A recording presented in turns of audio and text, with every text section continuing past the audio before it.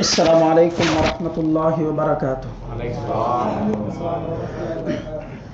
الحمد لله رب العالمين والصلاة والسلام على سيد المرسلين وعلى آله وأصحابه أجمعين أما بعد فقد قال الله تبارك وتعالى في القرآن العظيم والفرقان الحميد بعد أعوذ بالله من الشيطان الرجيم بسم الله الرحمن الرحيم والذين يصلون ما أمر الله به أن يوصل ويخشون ربهم ويخافون سوء الحساب صدق الله العظيم. கண்ணியத்திற்கும் மிகுந்த மதிப்பிற்கும் உரித்தான அல்லாஹ்வின் நல்லடியார்களே, அல்லாஹுடைய மகத்தான அருளால் சங்கையான இந்த ரமதான் மாதத்தினுடைய 11ஆம் நாள் தராவிஹ் தொழுகையை நிறைவு செய்தவர்களாக அமர்ந்திருக்கிறோம். அல்ஹம்துலில்லாஹ். திருமறை குர்ஆன் ஷரீஃபிலிருந்து 13.25 ஜுஸுகள் அல்லாஹுடைய கிருபையினால் ஓதி நிறைவு செய்யப்பட்டு விட்டன. அல்ஹம்துலில்லாஹ். எல்லாம் அல்லாஹ் ஜல்ல ஷானஹு தஆலா சங்கையான இந்த தராவிஹுடைய தொழுகையில் நாம் ஓதிய கேட்ட வசனங்களுக்கான பரிபூர்ணமான நன்மை அல்லாஹ் நமக்கு தந்தல் புரிவானாக. நாம் செய்த எல்லா அமல்களையும் அல்லாஹ் கபூல் செய்வானாக. மீதம் இருக்கக்கூடிய நாட்களிலும் எல்லா அமல்களையும் நிறைவாக செய்து அல்லாஹுடைய பரிபூர்ணமான அருளையும் பொருத்தத்தையும் பெற்ற மேன்மக்களில் என்னையும் உங்களையும் உலக முஸ்லிம்கள் அனைவரையும் எல்லாம் உள்ள ரஹ்மான் சேர்த்து அருள் புரிவானாக. கண்ணியத்திற்குரிய அல்லாஹுவின் நல்லடியார்களே, இன்றைக்கு ஓதப்பட்ட வசனங்களில் ஒரு வசனத்தில் அல்லாஹ் ஜல்ல ஷானஹு தஆலா உண்மையான நல்ல முஃமின்களுடைய சிறப்பு தன்மைகளை அல்லாஹ் வரிசைப்படுத்துகிறான். அதிலே பல தன்மைகளை அல்லாஹ் கூறுகிறான்.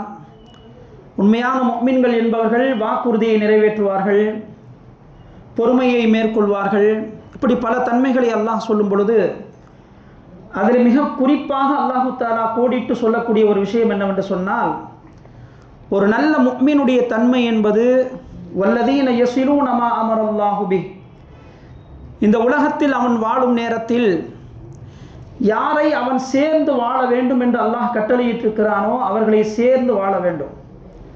திருமறை குர்ஆன் ஷரீஃபில் நீங்கள் பார்க்கலாம், எங்கெல்லாம் அல்லாஹ் ஜல்ல ஷானஹு தஆலா தன்னை வணங்குமாறு சொல்கிறானோ, எனக்கு இணை வைக்கக்கூடாது என்று சொல்கிறானோ, அதை தொடர்ந்து அல்லாஹ் அடுத்து சொல்லக்கூடிய ஒரு வார்த்தை வபில் வாலிதைனி இஹ்சானம் வபிதில் குர்பா, பெற்றோர்களிடத்திலேயும் சொந்த பந்தங்களிடத்திலேயும் நீங்கள் நல்ல முறையில் உறவை பேணிக் கொள்ளுங்கள் என்பதை பல இடங்களில் அல்லாஹ் ஜல்ல ஷானஹு தஆலா வலியுறுத்தி சொல்கிறான்.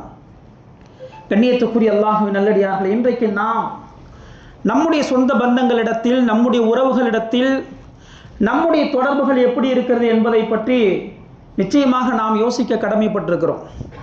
இதே போல் ஒரு சபையில் ஸல்லல்லாஹு அலைஹி வஸல்லம் அவர்கள் சொன்னார்கள், அப்துல்லாஹ் இப்னு அபி அவுஃபா ரலியல்லாஹு அன்ஹு அவர்கள் அறிவிக்கிறார்கள், ஸல்லல்லாஹு அலைஹி வஸல்லம் சொன்னார்கள், இந்த சபையில் சொந்தத்தை உறவை துண்டித்த யாராவது இருந்தால் அவர்கள் தயவு செய்து எழுந்து சென்று விடுங்கள் என்று ஸல்லல்லாஹு அலைஹி வஸல்லம் சொன்னார்கள். சொன்ன உடனே சபையின் கடைசியிலிருந்து ஒரு வாலிபர் எழுந்து சென்றார். எழுந்து சென்று சிறிது நேரமானது, பிறகு வந்தார், மீண்டும் சபையில் அமர்ந்து கொண்டார். நபிகள் பெருமானார் ஸல்லல்லாஹு அலைஹி வஸல்லம் அவரிடத்திலே கேட்டார்கள், உறவை துண்டித்தவர்கள் எழுந்து செல்லுங்கள் என்று சொன்ன பொழுது எழுந்து சென்றீர்களே, என்ன விஷயம் என்று நபி அவர்கள் கேட்ட பொழுது அவர் சொன்னார், நேற்றைய தினம் என்னுடைய சிறிய தாயாரோடு ஒரு சின்ன மனக்கசப்பு எனக்கு ஏற்பட்டு விட்டது. நீங்கள் சொன்ன உடனே நான் சென்று அந்த மனக்கசப்பை சரி செய்துவிட்டு வந்துவிட்டேன் என்று சொன்னார். நபிகள் பெருமானார் ஸல்லல்லாஹு அலைஹி வஸல்லம் சொன்னார்கள், அஹ்சன்த, மிக அழகான நல்ல காரியத்தை நீங்கள் செய்திருக்கிறீர்கள். ஏனென்றால் எந்த சபையில் உறவை துண்டித்த மனிதன் இருப்பானோ அந்த சபையிலே அல்லாஹுடைய ரஹ்மத் இறங்காது என்று ஸல்லல்லாஹு அலைஹி வஸல்லம் சொன்னார்கள்.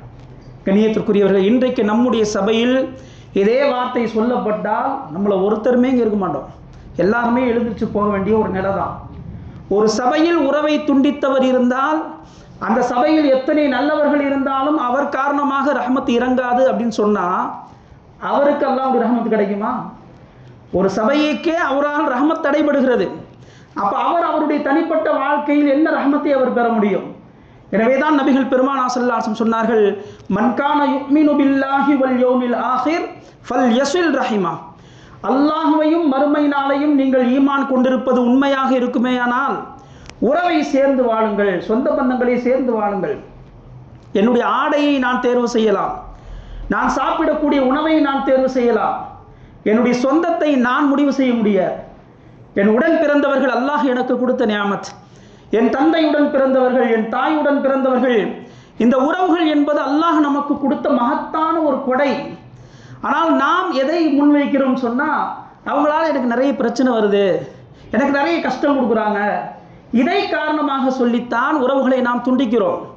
ஒரு சஹாபி நபிகள் பெருமானார் ஸல்லல்லாஹு அலைஹி வஸல்லம் அவரிடத்திலே வந்தார்கள். யா ரசூலல்லாஹ், எனக்கு சில உறவுகள் இருக்கின்றன, அவர்களிடத்திலே நான் நல்ல முறையிலே நடக்கிறேன், ஆனால் அவர்களிடத்திலே தீய முறையில் நடக்கிறார்கள்.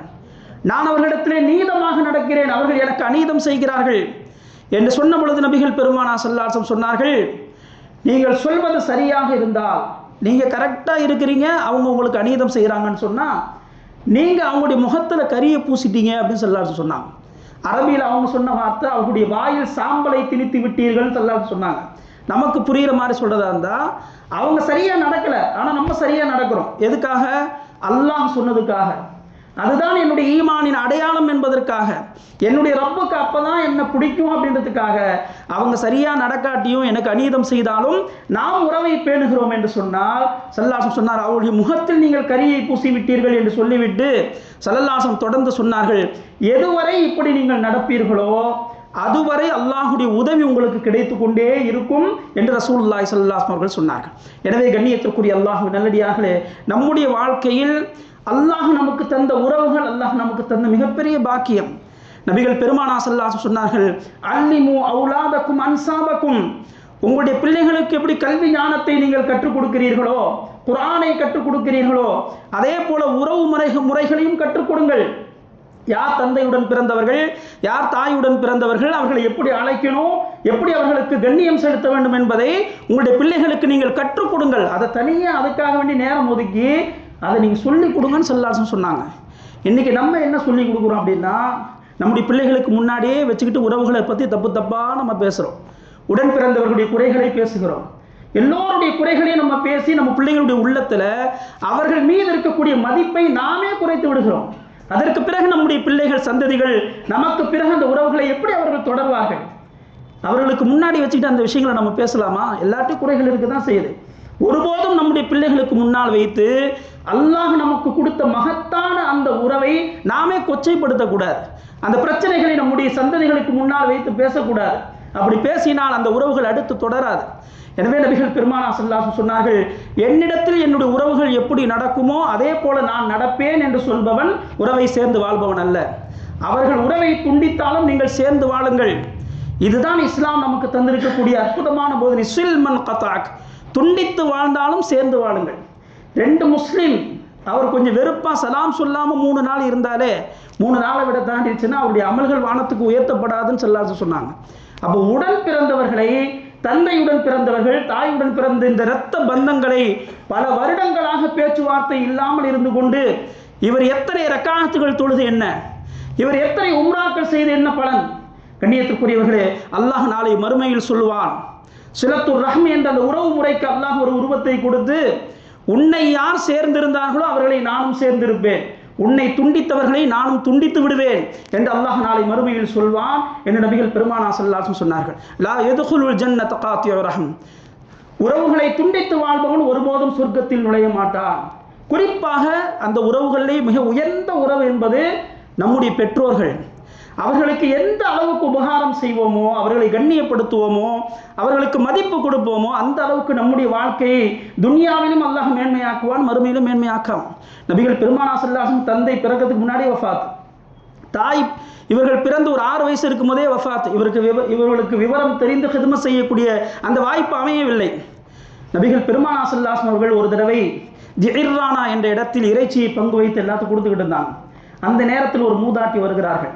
ரொம்ப சிரமப்பட்டு வந்தாங்க.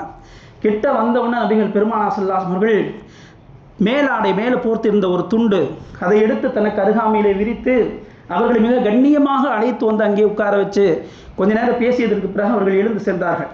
சஹாபாக்கள் கேட்டார்கள், இவர்கள் யார் என்று கேட்டபோது ஸல்லல்லாஹு அலைஹி வஸல்லம் சொன்னாங்க, இவங்கள் தான் எனக்கு பால் குடிப்பாட்டிய ஹலீமா சாதியா, பால் குடிப்பாட்டிய தாய். எனக்கு ஆமீனா அம்மா அவர்கள் ஒரு 6 மாத காலம் தான் பால் புகட்டினாங்க ஸல்லல்லாஹு அலைஹி வஸல்லம் அவங்களுக்கு. அதுக்கு பிறகு 2 வயது வரை பால் புகட்டியவர்கள் ஹலீமா சாதியா ரலியல்லாஹு தஆலா அன்ஹா. வரலாற்றில் சொல்கிறாங்க. அதுக்கப்புறம் 50 மாதங்கள் ஸல்லல்லாஹு அலைஹி அவர்களை அவர்கள் தான் வளர்த்தார்கள், பராமரித்தார்கள். எனவே அந்த வளர்ப்பு தாய்க்கு நபிகள் பெருமானார் ஸல்லல்லாஹு அலைஹி அவர்கள் அவ்வளவு கண்ணியம் கொடுத்தாங்க, அவ்வளோ மதிப்பு கொடுத்துருந்தாங்க. அப்போ நம்முடைய தாய்க்கும் தந்தைக்கும் எவ்வளோ நம்ம மதிப்பு கொடுக்கணும். நம்ம என்ன சொல்கிறோம், அந்த அத்தா அம்மா அவங்க பிள்ளைங்களுக்கு என்னெல்லாம் செஞ்சு செட்டில் பண்ணாங்க பாருங்க, எங்கள் அத்தா அம்மா எனக்கு என்ன செஞ்சாங்க, எனவே அவங்களுக்கு நான் மரியாதை கொடுக்க மாட்டேன். இப்படி இல்லை. தாய் தந்தைக்கு எதுக்கு மரியாதை கொடுக்கணும்னா அவர்கள் உங்களை பெற்றெடுத்தார்கள் என்பதற்காக வேண்டி மட்டும்தான். அதுக்கு பிறகு உள்ள விஷயத்தெல்லாம் வச்சு பார்க்கறதுக்கு இல்லை. உங்களை பெற்றார்கள், எனவே அவர்களுக்குள்ள கண்ணியத்தை மரியாதை நீங்கள் கொடுக்கணும். அல்லாஹ்வுடைய கட்டளை இது. கண்ணியத்துக்குரியவர்கள் எந்த அளவுக்கு அவங்களை நம்ம கண்ணியப்படுத்துவோமோ, அவர் உள்ளத்திலிருந்து அவருடைய துஆவை பெறுவோமோ, அந்த அளவுக்கு நம்முடைய வாழ்க்கை செழிப்பாக இருக்கும். துன்யாவிலே நம்ம பார்க்குறோம், யாரெல்லாம் பெற்றோர்களுக்கு நல்ல பணிவிடை செய்கிறார்களோ அல்லாஹ்வுடைய வாழ்க்கையை சுபிட்சமாக வெளிச்சமாக்கி வைத்திருப்பதை கண்கூடாக நம்ம பார்க்குறோம். அதே போல திருமண பந்தத்தின் மூலமாக வரக்கூடிய உறவுகள், இது அல்லாஹ்வுடைய பெரிய கிருபை. 2 நபர்கள் அசல்ல ஒரு நிக்கா இவர் செய்கிறாருன்னு சொன்னால் எவ்வளோ பெரிய சொந்தம். அந்த ஒரு கபில் தூண் சொன்ன அந்த ஒரு வார்த்தைக்கு பிறகு எவ்வளோ பெரிய சொந்தத்தை அல்லாஹ் கொடுக்குறான். அந்த ஒரு வார்த்தையின் பலனாக அல்லாஹ் தரக்கூடிய அன்பளிப்பு. இப்போ இந்த உறவையும் பேண வேண்டும். திருமண பந்தத்திற்கு பிறகு இருக்கக்கூடிய அந்த திருமண உறவையும் பேண வேண்டும். இங்கே எங்கே மிஸ்டேக் நடக்குது அப்படின்னு சொன்னால், ஒன்று ஃபுல்லாக சரண்டர் ஆயிடுறாங்க, மனைவி சைட்லேயே என்ன செஞ்சிடறது, சரணடைஞ்சிடுறது. அப்படி இல்லைன்னு சொன்னால் ரொம்ப அவர்களை வெறுக்கிறது, அவர்களுக்குள்ள மரியாதையே கொடுக்கறதில்ல. மனைவி வீட்டிலேருந்து யார் வந்தாலும் அவங்களுக்கு எந்த ரெஸ்பெக்ட்டுமே கொடுக்கறதில்ல. ஒன்று இப்படி நடக்கிறது, அல்லது முழுக்க முழுக்க அவர்களிடத்திலே அப்படியே சாய்ந்து விடுவது. ரெண்டுமே தவறு. இரத்த பந்தம் அல்லாஹ் கொடுத்த மிகப்பெரிய மகத்தான உறவு, அதையும் பாதுகாக்கணும். திருமண உறவு, அந்த பந்தம், அதையும் பாதுகாக்க வேண்டும். நபிகள் பெருமானார் ஸல்லல்லாஹு அலைஹி அவர்கள் ஹதீஜா ரலியல்லாஹு அன்ஹா அவர்கள் வஃபாத்தானதற்கு பிறகு அவர்களுடைய சகோதரி ஹாலா அப்படின்னு சொல்கிறவங்க, அவங்களுடைய குரலும் அப்படியே ஹதீஜா ரலியல்லாஹு அன்ஹா குரல் மாதிரியே இருக்குமா. ஒரு தடவை வந்து நபிகள் பெருமானார் ஸல்லல்லாஹு அலைஹி அவர்களை சந்திப்பதற்காக அனுமதி கேட்டார்கள். அந்த குரலை கேட்டவுடனே நபி அவர்களுக்கு அழுக வந்துருச்சு. மனைவியுடைய ஞாபகம் வந்து விட்டது. ஹதீஜா ரலியல்லாஹு அன்ஹாவுடைய ஞாபகம் வந்து அழ ஆரம்பித்து விட்டார்கள். பக்கத்தில் ஆயிஷா ரலியல்லாஹு அன்ஹா இருந்தாங்க. அவங்களுக்கு டென்ஷன் ஆயிடுச்சு. இந்த குறைஷி கிழவியை பற்றி உங்களுக்கு ஞாபகம் வந்துருச்சா, தாடைகள் சிவந்த அந்த கிழவி ஞாபகம் இன்னும் உங்களுக்கு போலையா, அதை விட சிறந்த அற்புதமான மனைவிகள் எல்லாம் உங்களுக்கு கொடுத்துருக்கிறானே, இன்னும் அவங்களையே தான் நினச்சிக்கிட்டு இருக்கிறீங்களா என்று ஆயிஷா ரலியல்லாஹு அன்ஹா அவர்கள் சொன்ன பொழுது நபிகள் பெருமானார் ஸல்லல்லாஹு அலைஹி சொன்னார்கள், இன்னி ருஸிக்து ஹுப்பஹா, ஹதீஜாவின் அன்பை அல்லாஹ் என்னுடைய உள்ளத்தில் அல்லாஹ் போட்டு விட்டான். அந்த ரிஸ்கா அல்லாஹ் அதை எனக்கு கொடுத்துட்டான், அதை என்னால் ஒருபோதும் மறக்க முடியாது. அப்போ அவங்களுடைய சகோதரி வந்த உடனே ஸல்லல்லாஹு மனைவி நினைச்சு என்ன செஞ்சாங்க, அழுதாங்க. அதே போல ஒரு மூதாட்டி ஸல்லல்லாஹு அலைஹி அவர்களை சந்திப்பதற்காக வந்தார்கள். நபி அவர்கள் ரொம்ப அவங்களை கண்ணியப்படுத்தி அமைச்சாங்க. சஹாபாக்கள் அவங்கள பற்றி கேட்ட பொழுது ஸல்லல்லாஹு அலைஹி சொன்னாங்க, இவங்க ஹதீஜாவினுடைய தோழி, ஹதீஜா உயிரோடு இருந்த நேரத்தில் அவர்களை சந்திப்பதற்காக அடிக்கடி வருவாங்க அப்படின்னு சொல்லி அவர்களை ரொம்ப கண்ணியப்படுத்தினார்கள். எப்போ அன்பளிப்பு வந்தாலும் அவருடைய வீட்டுக்கு ஸல்லல்லாஹு அலைஹி அவர்கள் அந்த அன்பளிப்பை கொடுத்து விடுவார்கள். ஹதீஜா ரலியல்லாஹு அன்ஹாவுடைய தோழிக்கு அந்த அன்பளிப்பை கொடுத்து விடுவார்கள். இப்போ திருமண பந்தத்தின் மூலமாக அல்லாஹ் தந்திருக்கக்கூடிய உறவையும் மிக நல்ல முறையில் பேண வேண்டும், அவர்களுக்கு மதிப்பு கொடுக்கணும். அதுவும் நம்முடைய வாழ்க்கையில் மிகப்பெரிய மேன்மைக்கு காரணமாக இருக்கும். அதே போல் நம்முடைய தந்தை உடன் பிறந்தவர்கள், தந்தையினுடைய நண்பர்களிடத்தில் கூட அவங்க வாழக்கூடிய காலத்தில் யார்கிட்டலாம் அவங்க தோழமை வைத்திருந்தார்களோ, நட்பு வைத்திருந்தார்களோ, அவர்களோடு நல்ல முறையில் நம்மளும் என்ன செய்யணும், நட்பை பேணணும். குறிப்பாக நம்முடைய தாய் தகப்பன் ஹயாத்தாக இருக்கும் பொழுது நமக்கு ஒரு விழிப்புணர்வு இல்லை, அவருடைய மதிப்பு தெரியல, சரியாக அவங்களுக்கு ஹிதமத் செய்யலை, வஃபாத் ஆகிட்டாங்க. இப்போ அதுக்கு பகரமாக என்ன செய்கிறது, தாயுடைய சகோதரி ஹயாத்தாக இருக்கிறாங்களா, அவர்களுக்கு எந்த அளவுக்கு ஹிதமத் செய்ய முடியுமோ செய்யுங்கள்.